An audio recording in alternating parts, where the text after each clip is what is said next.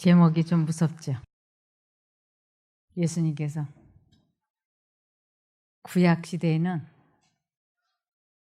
죄를 지은 사람들에게 반드시 죽이라 그랬어요.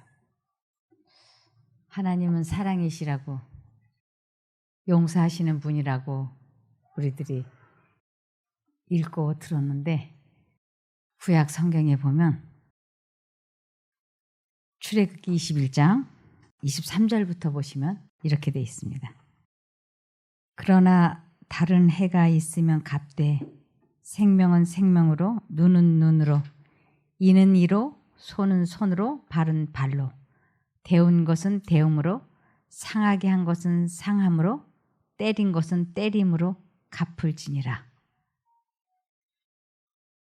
그러면서 또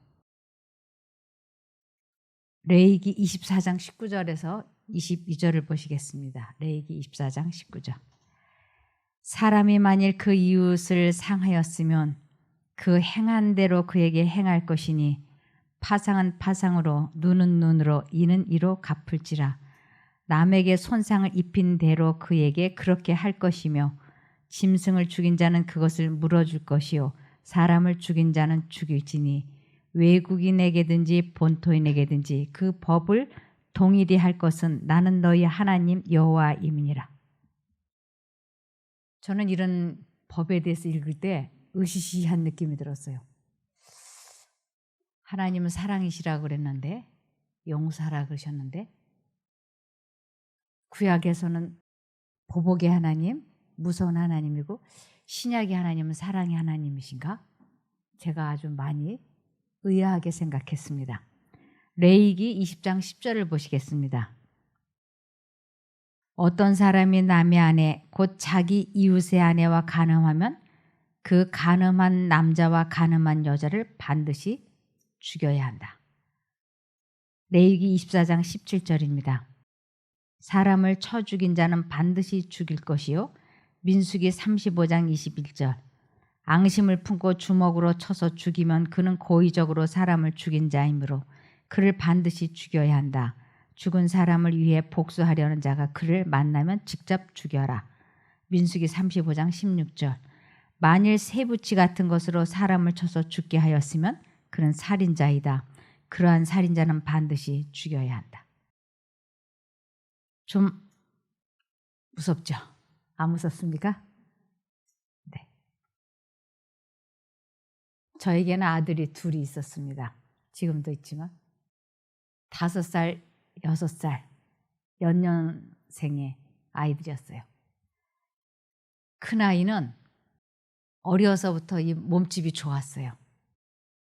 근데 작은 아이는 연년생인데도 어려서부터 아주 가랑가랑하고 휘청휘청했어요. 그래서 늘 제 마음이 안쓰러웠습니다. 작은 아이가. 그런데 어느 날 제가 창밖을 이렇게 내다보고 있으니까 저희 작은 아들이 불자동차를 가지고 이렇게 놀고 있었어요. 모래밭에서. 그런데 큰아이가 너 그 불자동차 이리 내놓고 너는 이 자전거 타. 그리고는 지가 타고 있던 자전거를 아이 앞에다 떼다 밀었어요. 그랬더니 작은 아이가 싫어, 나 그거 안 타고 이 불자동차 가지고 놀 거야. 안 돼, 이리 내놔. 그리고는 힘으로 이 불자동차를 뺏었어요. 그러자 이 작은 아이가 얼떨결에 주먹으로 지 형 얼굴을 때렸어요. 잘못 때린 거죠. 때리는 것과 동시에 큰아이가 사정없이 이 아이를 발로 차고 때렸어요. 그러니까 이제 작은 아이가 뒤로 넘어지고 큰아이는 동생을 깔고 타고 주먹으로, 양주먹으로 얼굴을 때리니까 금방 코피가 터졌어요. 제가 그걸 보면서 뛰어나갔을 땐 이미 늦어서 코피가 터진 뒤였어요. 엄마가 응원군으로 나타난 것을 듣는 순간 큰아이는 벌떡 일어나서 저기 가서 서 있고 작은 아이는 이제 응원군 엄마가 나타났다 해가지고 아주 방성대곡을 하는 거예요. 그리고 제가 아이를 이렇게 가서 이렇게 안으니까 엄마 나는 형아를 한 대만 때렸는데 형은 나를 이렇게나 많이 때렸어요. 이렇게나 많이. 제가 그걸 보고 생각해 속에서 우라통이 터졌어요. 그래서 큰아이를 보고 너 왜 한 대만 맞고 동생을 이렇게 많이 때렸냐 야단을 하니까 큰아이가 조금도 기가 죽지 않았어요. 제가 먼저 나를 때렸어요. 그래서 나는 많이 때려도 된다는 나름대로의 생각이 있는 거예요. 듣고 보니까 그럴듯해요. 먼저 때렸기 때문에 또 먼저 맞았기 때문에 피해자가 가해자에게 주먹을 많이 쓰는 건 합리적이다. 그때서야 제가 왜 하나님께서 법을 만드셨는지를 그때 깨달았어요. 이에는 이 눈에는 눈이라 해야 되는구나. 한 대 맞았으면 한 대만 때려야지. 두 대를 맞았으면 두 대를 때려야지. 한 대 맞아놓고 법이 없다고 해가지고 인정사정 없이 힘이 더 센 피해자 쪽에서 가해자를 10대 20대 때린다는 건 이건 아니다. 그래서 그때 제가 이래서 하나님께서 가해자를 보호하시기 위해서 피해자도 보호해야 되겠지만 가해자를 보호하기 위해서 이렇게 하셨구나. 그래서 저희 집에도 이제 법을 제가 즉시 만들었어요. 둘 다 이리 와라. 이제는 한 대 맞았으면 한 대만 때리고 두 대를 맞았으면 두 대만 때리는 거야. 발을 때렸으면 발을 때리고 팔을 맞았으면 팔을 때려야지 돼. 한 대 맞고 20대 때리면 안 돼. 알았지? 둘 다 공평하다고 좋다고 끄덕끄덕 했어요. 근데 그 법이 효력을 발생할 일이 며칠 안 가서 생겨버린 거예요. 며칠이 안 가서 제가 소파에 앉아있는데 현관문이 벌컥 열리더니 작은 아이가 어깨를 쫙 펴고 보무가 당당하게 들어오는 거예요. 이 뭔 일이 있구나. 큰 아이가 절거진 배추같이 들어오는 거예요. 무슨 일이냐? 엄마, 형이 주먹으로 제 눈을 이렇게 때려서 맞았다는 거예요. 그 순간 제 가슴이 쩔렁하는 거예요. 다른 데도 아니고 왜 하필이면 눈이냐.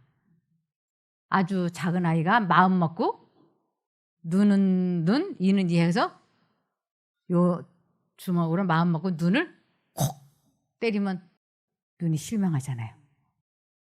왜 하필이면 또 눈이야. 그런데 제가 그거는 안 된다. 눈은 위험하니까 등짝을 때려라. 이렇게 하면 안 되잖아요. 내 권위도 세워야 되겠고 법도 세워야 되겠고 무엇보다도 이 피해자인 작은 아들의 마음이 흡족하게 해줘야지 돼.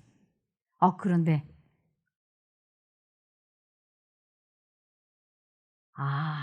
그때서야 예수님의 방법이 번쩍 생각이 나는 거예요. 제가 두 아이를 이렇게 세워놓고 작은 아이의 눈높이에다 눈을 맞추고 이야기를 시작했어요. 너 말이야. 저희 집에는요 아주 진돗개가 싸나운 게 한 마리 있었어요. 하도 싸나워서 순해지라고 이름을 순둥이라고 지었어요. 그래서 이제 끈을 묶어가지고 이렇게 해놨는데 저희 두 아들이 사랑하는 아롱이라고 하는 아주 사랑스러운 새끼 고양이 한 마리가 있었어요. 근데 이 두 아이가 이 아롱이를 이 진돗개 앞에다 이렇게 살짝 던지면 개는 이 고양이를 잡겠다고 난리를 치고 고양이는 무섭다고 혼비백산해서 도망을 가고 요 스릴을 두 아이가 너무 재미있어 했어요. 이 스릴을 즐기다 보면 조금만 더, 조금만 더, 조금만 더 이러다가 사건이 나지 않습니까? 이 두 아이가 조금만 더, 조금만 더 가까이 하다가 어느 한순간 이렇게 던졌는데 걔 입속으로 쏙 들어갔어요. 저희 두 아이가 엄마 아빠 빨리 나오라고 아글아글 써서 나가보니까 이미 고양이는 걔 입속에서 이렇게 잘못되어 있는 상태였어요. 그럴 때 두 아이를 타일르고 때리거나 혼내지 않았어요. 이러면 안 된다. 잘 타일러만 줬어요. 너 그때 용서받았지? 그런데 이 아이 눈에 그렇게 용서받은 거에 대해서 감사하게 여기지를 않는 눈치였어요. 그냥 심드렁했어요. 그래서 다시 시작을 했어요.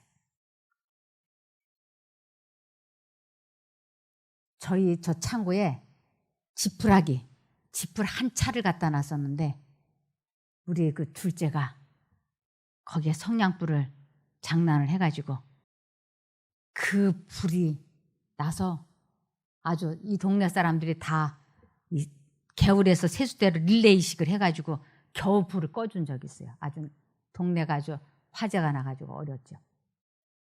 그럴 때 저희 아빠가 때리지 않고 아이를 용서해 줬어요. 너 그때도 용서해 줬나?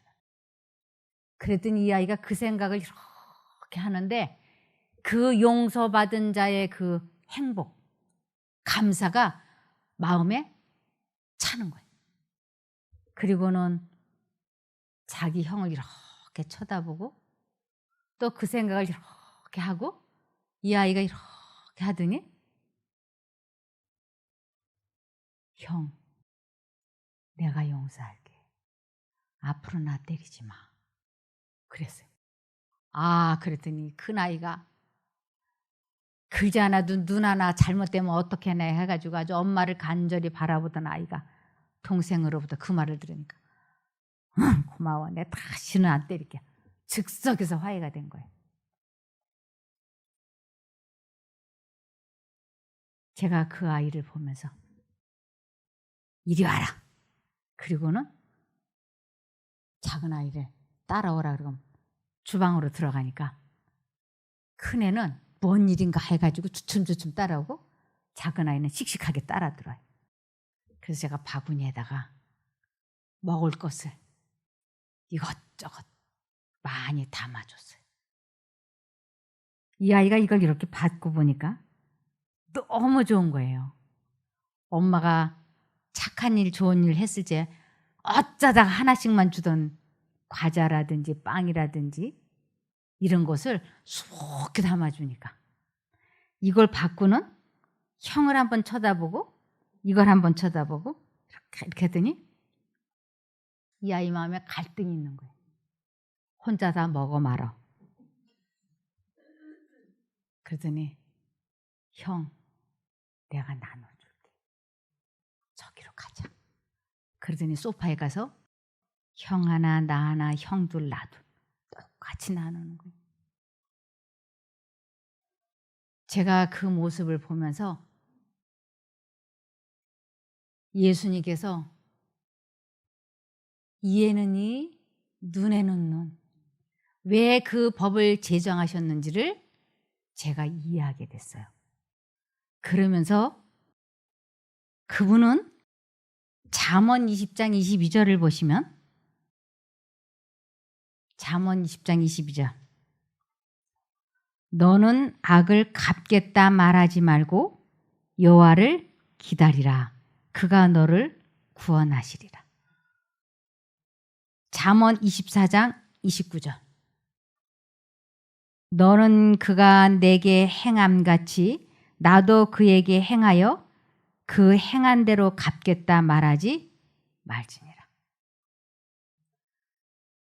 부모는 둘 다 자식인 거예요. 그래서 용서해주는 그 자식이 너무 사랑스러운 거예요. 그래서 그에게 상을 주고 그 상을 이웃과 나누는 그 자식이 얼마나 사랑스러운지 몰라요. 그런데 저희 둘째 아이 마음속에 용서할 수 있었던 것은 자기가 아빠로부터 엄마로부터 받았던 용서가 마음에 감사가 차고 넘친 것이 형에게로 간 것이었어요. 자기가 용서함을 받아보지 못한 사람은 차고 넘친 게 없어서 줄 게 없는 거예요. 저희 작은 아이 마음에 이 부모로부터 용서함 받은 것이 감사해서 이게 차고 넘쳐서 사람은 진심으로 이 용서함을 받을 때 그 용서해 준 분의 사랑이 가슴에 와서 차고 넘칠 때 그것이 그 사람의 품성을 변화시키더라고요. 그 사건 이후로 12년이 지나고 이 아이가 고등학교 2학년 때 설악산으로 수학여행을 간 적이 있었어요. 그런데 그때 요만한 봉투에 사랑해요 엄마 아빠라고 하는 열쇠고리와 글자가 새겨진 열쇠고리를 넣어가지고 엄마 아빠 내가 불냈던 거 용서해 주신 것 감사해요. 제가 영원히 잊지 않을 거예요. 그거를 보내온 거예요. 제가 그 열쇠고리를 지금까지 보관하고 있어요. 그래서 사람은 사랑으로만 마음이 움직이지 책망하고 혼내가지고는 습관이 변화되지 않는다는 걸 제가 그때 알았어요. 만일 그 아이가 화제를 냈다고 해서 제가 그 아이를 하루 밥을 안 먹이고 혼을 내고 두드려 팼더라면 내가 잘못한 양만큼 대가를 벌로다가 지불했기 때문에 그 마음이 감사와 사랑이 없죠. 이 아이 마음에 조건 없이 용서함을 받은 그 사랑이 넘쳐서 형에게까지 넘어간 것을 보면서 왜 하나님께서는 이에는 이 눈에는 눈했는지 이해할 수 있었어요. 그때 당시 이스라엘 민족은 이 법이 세워지기 전에는 가해자를 그 피해자들이 무참하게 많이 죽였어요. 어떻게 죽였느냐 하면 아주 무참하게 한 남자가 한 여자를 강간을 했어요. 그랬더니 그 피해자의 두 오라버니가 자기 여동생을 강간을 했다는 이유로 그 부족을 다 몰살시켰어요. 그리고 그 부족들의 재산을 약탈을 해오고 이것이 하나님께서 보실 때 너무 악한 일이었어요. 그래서 이것을 창세기 34장 1절부터 좀 보시겠습니다. 창세기 34장 1절부터. 레아가 야곱에게 낳은 딸 디나가 그 땅 여자를 보러 나갔더니 휘 족속 중 하몰의 아들 그 땅 추장 세겜이 그를 보고 끌어들여 강간하여 욕되게 하고 그 마음이 깊이 야곱의 딸 디나에게 연연하며 그 소녀를 사랑하여 그의 마음을 말로 이루하고 그 아비 하몰에게 청하여 가로되 이 소녀를 내 아내로 얻게 하여 주소서 하였더라. 야곱이 그 딸 디나를 그가 더럽혔다 함을 들었으나 자기 아들들이 들에서 목축함으로 그들의 돌아오기까지 잠잠하였고 세겜의 아비 하몰은 야곱에게 말하러 왔으며 야곱의 아들들은 들에서 이를 듣고 돌아와서 사람이 근심하고 심히 노하였으니 이는 세겜이 야곱의 딸을 강간하여 이스라엘에게 부끄러운 일 곧 행치 못할 일을 행하였음이었더라. 하몰이 그들에게 이르되 내 아들 세겜이 마음으로 너희 딸을 연연하여 하니 원컨대 그를 세겜에게 주어 아내를 삼게 하라. 너희가 우리와 통혼하여 너희 딸을 우리에게 주며 우리 딸을 너희가 취하고 너희가 우리와 함께 거하되 땅이 너희 앞에 있으니 여기 머물러 매매하며 여기서 기업을 얻으라 하고 세겜도 디나의 아비와 남형들에게 이르되 나로 너희에게 은혜를 입게 하라. 너희가 내게 청구하는 것은 내가 수응하리니 이 소녀만 내게 주어 아내가 되게 하라. 아무리 큰 빅물과 예물을 청구할지라도 너희가 내게 말한 대로 수응하리라. 야곱의 아들들이 세겜과 그 아비 하몰에게 속여 대답하였으니 이는 세겜이 그 누이의 디나를 더럽혔음이라. 야곱의 아들들이 그들에게 말하되 우리는 그리하지 못하겠노라. 할례 받지 아니한 사람에게 우리 누이를 줄 수 없노라. 이는 없노니 이는 우리의 수욕이 됨이니라. 이 할례라고 말한 건 지금 말로는 포경수술과 같은 것입니다. 그런즉 이같이 하면 너희에게 허락하리라.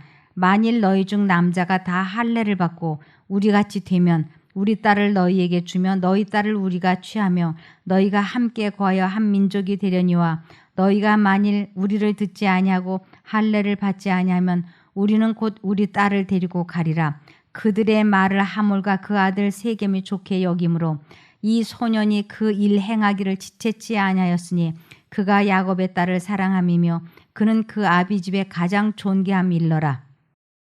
하몰과 그 아들 세겜이 성문에 이르러 그 고을 사람에게 말하여 가로되 이 사람들은 우리와 친목하고 이 땅은 넓어 그들을 용납할 만하니 그들로 여기서 거주하며 매매하게 하고 우리가 그들의 딸들을 아내로 취하고 우리 딸들도 그들에게 주자. 그러나 우리 중에 모든 남자가 그들의 할례를 받음같이 할례를 받아야 그 사람들이 우리와 함께 거하여 한 민족 되기를 허락할 것이라. 그리하면 그들의 생축과 재산과 그 모든 짐승이 우리의 소유가 되지 않겠느냐. 다만 그 말대로 하자. 그리하면 그들이 우리와 함께 거하리라. 성문으로 출입하는 모든 자가 하몰과 그 아들 세겜의 말을 듣고 성문으로 출입하는 그 모든 남자가 할례를 받으니라.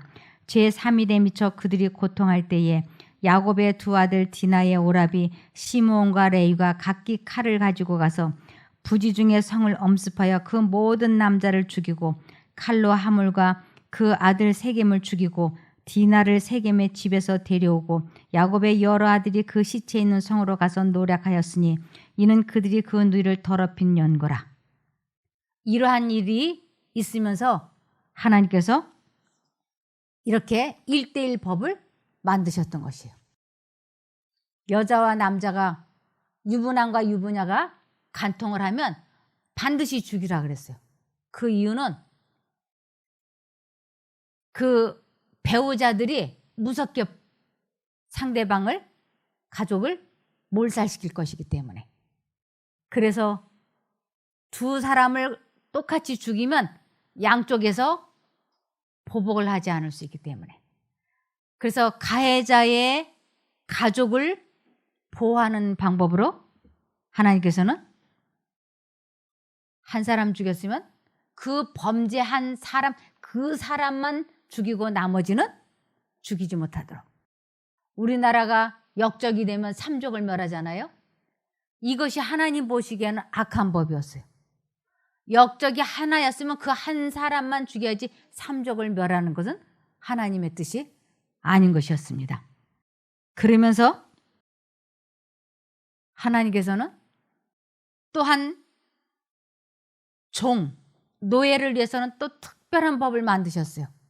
그분은 노예, 종 이런 사람들을 너무 불쌍히 여기셨기 때문에 그들이 주인에게 학대를 당하거나 억울하게 얻어맞고 이러는 것을 예방하시기 위해서 만일 주인이 그 여종이나 남종의 눈을 주먹으로 쳐서 눈이 상하면 그 시간부로 그 사람을 해방시키라고 그랬어요.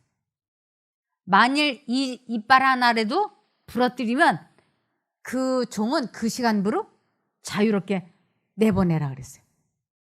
그래야만이 그때나 지금이나 사람 값은 비싸잖아요.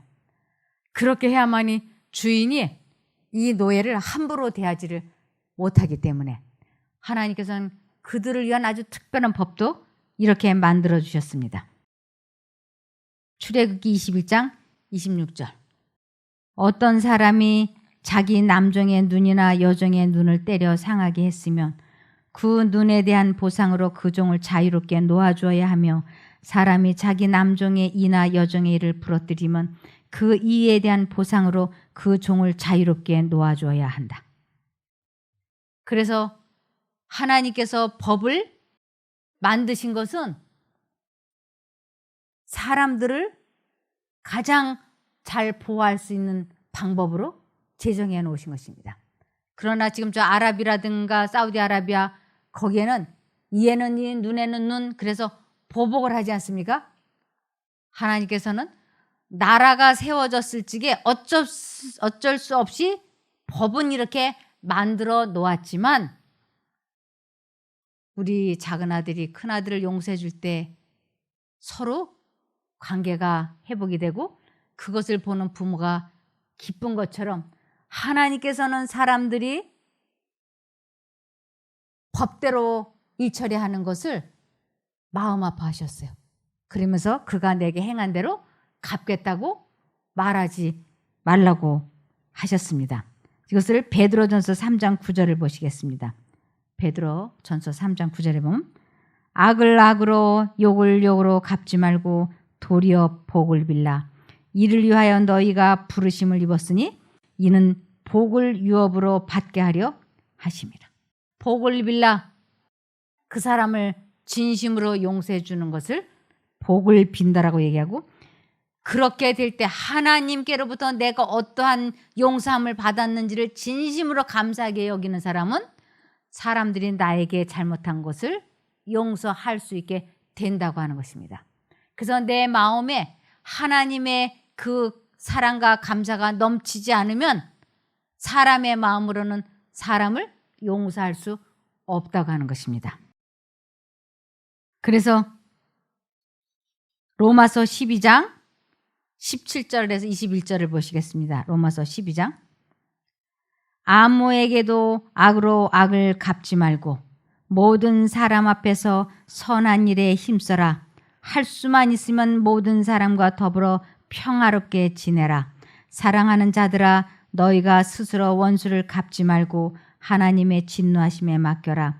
기록되기를 원수 갚는 것이 내게 있으니 내가 갚겠다라고 주께서 말씀하신다. 내 원수가 줄이거든 먹이고 목마르거든 마시게 하여라. 이렇게 하여 내가 숯불을 그의 머리 위에 쌓게 될 것이다. 악에게 지지 말고 선으로 악을 이기라. 그가 내게 행한 대로 맞받아치면 그는 악으로 악을 갚는 게 된다고요. 그런데 내가 원수를 갚아줄 테니까 너희는 선으로 악을 이기라고. 전 예수님이 원수 갚아주신다 그래서 내 돈 떼어먹은 그 사람이 잘못될 줄 알았어요. 나는 하나님을 믿는 사람이니까 하나님의 자녀고, 저 사람은 내 돈 떼어먹었으니까 하나님께서 어떻게 벌을 주실래나 원수 갚아준다고 했으니까. 그래서 눈을 크게 뜨고 봤어요. 교통사고 날래나 무슨 사고가 날래나 이런 식으로. 그런데 하나님께서 원수를 갚는다고 하는 것은 하나님의 원수는 사단인 거예요. 그래서 사람이 사단에게 속아서 사단이 시키는 대로 종로로 타고 있는 그 사람을 회개를 시키셔서 그 사람이 하나님 쪽으로 돌아오게 되는 것을, 사단에게서 그 사람을 빼내오는 것을 사단에게 원수를 갚았다라고 하는 것이었어요. 그래서 예수님께서는 당신을 십자가에 못 박고 채찍질하고 그러는 사람들을 아버지여 저들의 죄를 사하여 주옵소서, 저들이 하는 것을 저들이 알지 못하나이다 라고 기도하실 수 있었던 것입니다. 그와 마찬가지로 하나님께서는 우리들 마음속에 미운 그 사람, 절대로 용서할 수 없는 그 사람, 그것이 때로는 배우자일 수도 있고 친구일 수도 있고 여러 관계일 수 있죠. 아, 어떻게 나한테 그렇게 할 수 있어? 내가 당신을 어떻게 뒷바라지었는데 외도를 할 수가 있어? 어떻게 나에게 그런 악한 욕을 할 수 있어? 어떻게 나를 때릴 수가 있어? 어떻게 내 돈을 이렇게 안 갚아? 뭐 별별 관계가 다 있겠죠. 그러나 그 뒤에는 사단이라고 하는 존재가 그렇게 시킨 것이지 그가 혼자서 그렇게 한 것이 아니기 때문에 하나님께서 너는 그를 용서하고 사랑을 하면 내가 그 사람을 사단에게서 건져내서 너와 관계를 회복시키는 원수 갚는 일을 내가 해줄게 라고 하시는 것입니다. 문제는 이러한 것을 이론으로는 너무 잘 알아요. 들어서 그렇게 하는 거구나. 근데 문제는 감정이 정리가 안 되는 것이. 용서하고 싶은데 용서가 안 되는 것이. 어떻게 용서할 것인가? 어떻게? 용서라고 하는 것은 상대방의 잘잘못을 생각하지 않는 것을 용서라 그러고 그것을 사랑이라고 하는 거지. 그래서 그 원수가 계속해서 머릿속에 떠오를 때, 그럴 때 하나님, 제가 용서하기를 원합니다. 용서할 수 있게 도와주십시오. 그 사람만 생각하면 제가 분노로 마음이 괴롭습니다. 내가 그 미움 때문에 분노 때문에 이렇게 병이 들었습니다. 그러니 이 질병에서 회복될 수 있는 유일한 방법도 내 마음이 평안할 때. 마음의 즐거움은 약 중에서 최고 좋은 약이지 않습니까? 그래서 진정으로 사람을 용서하고 싶을 때 하나님, 제 힘으로서는 도저히 용서가 안 됩니다. 그러나 주님께서는 용서할 수 있게 해주실 수 있는 하나님이시니까 제가 이제 용서하기로 뜻을 정하겠습니다. 도와주십시오. 그렇게 기도를 하고 예수님을 부르기 시작하는 거예요. 예수님, 예수님. 그러면 내 마음에 내가 용서하려고 노력해봐야 되지 않잖아요. 그냥 뜻을 정하고 예수님을 부르면서 그 생각을 안 하겠다고 계속 예수님만 부르기 시작을 하면 미움이라고 하는 덫에서 하나님께서는 우리를 해방시켜 주시는 것이에요. 그래서 그 덫에서 벗어날 때 우리 마음엔 평안이 오고 그 평안이 우리를 질병에서 해방시켜 주시는 것이에요. 이것을 잠언 17장 22절을 보시면 마음의 즐거움은 양약이라도 심령의 근심은 뼈로 마르게 하느니라. 우리 마음속에 원수를 이제 내보내야지 돼. 내 힘으로서는 도저히 이 원수를 못 내보내. 그 원수를 품에 끌어안고 살래니까 얼마나 많이 나를 찌르고 괴롭히는지 그것이 오늘날 우리 모두에게 질병의 원인이 되지 않았습니까? 그래서 18장 14절 사람의 심령은 그 병을 능히 이기려니와 심령이 상하면 그것을 누가 일으키겠느냐. 우리가 하나님을 지속적으로 선택을 하면 하나님께서 그 병을 이길 수 있게 도와주세요. 그런데 심령이 상하면 정신력이 꺾이면 누가 도와줄 수 있느냐. 끝까지 포기하지 말고 예수님을 불러서 그 생각에서 해방이 되면 우리는 회복이 되는 것입니다. 그래서 내 속에 악한 생각이 얼마나 오래 머무느냐 빨리 나가느냐로 우리 병이 회복의 속도가 나타날 수 있는 것입니다. 우리 주님께서는 우리들에게 요한일서 3장 10절에 이렇게 말씀하셨습니다. 이것으로 하나님의 자녀들과 마귀의 자녀들이 분명하게 구별됩니다. 의로운 일을 하지 않는 사람이나 형제를 사랑하지 않는 사람은 하나님의 자녀가 아닙니다. 그 상대방에 대한 미움과 원한을 곰곰이 생각하고 있는 동안에는 하나님의 자녀가 아니라는 것이에요. 그래서 그 생각이 들어올 때 그 생각을 받아들이지 않겠다고 뜻을 정하고 그 원수를 용서하겠다, 사랑하겠다고 결심을 하시고 주님을 부르면 그 기가 막힐 웅덩이와 수렁에서 우리를 건져주신다고 약속을 하셨어요. 시편 40편 1, 2, 3절 보시겠습니다. 우리 모두에게는 기가 막힐 감정이라고 하는 악습이라고 하는 웅덩이와 수렁이 있습니다. 내가 여호와를 기다리고 기다렸더니 귀를 기울이사 나의 부르짖음을 들으셨도다. 나를 기가 막힐 웅덩이와 수렁에서 끌어올리시고 내 발을 반석 위에 두사 내 걸음을 경고케 하셨도다. 새 노래 곧 우리 하나님께 올릴 찬송을 내 입에 두셨으니 많은 사람이 보고 두려워하여 여호와를 의지하리로다. 우리는 새 노래를 불러야 됩니다. 나의 지나간 이야기를 하는 것은 묵은 노래, 흘러간 노래, 유행가라 부르는 것과 다를 바가 없어요. 그러나 하나님을 매 순간 그 악한 생각이 내 마음에 들어올 때마다, 원한에 몸이 떨릴 때마다 주님, 이 생각에서 건져주십시오. 그를 용서하기로 뜻을 정했습니다. 그리고 계속 예수님을 부르면 그 하나님이 우리를 그 기가 막힐 웅덩이와 수렁에서 건져주신 것을, 이것을 다른 사람들에게 말하는 것을 새 노래를 부른다 그러고, 우리는 그것 때문에 하나님을 믿는 것입니다. 그래서 이제부터는 더 이상 그가 내게 행한 대로 갚겠다고 말하지 말고 생각하지 말고 모든 사람과 더불어 화평함과 거룩함을 이루기를 바라며 말씀을 마치겠습니다. 기도하겠습니다. 하늘에 계신 저희들의 아버지 하나님, 저희들이 구약에 나오는 하나님과 신약에 나오는 하나님이 동일한 사랑이심을 이제 알았습니다.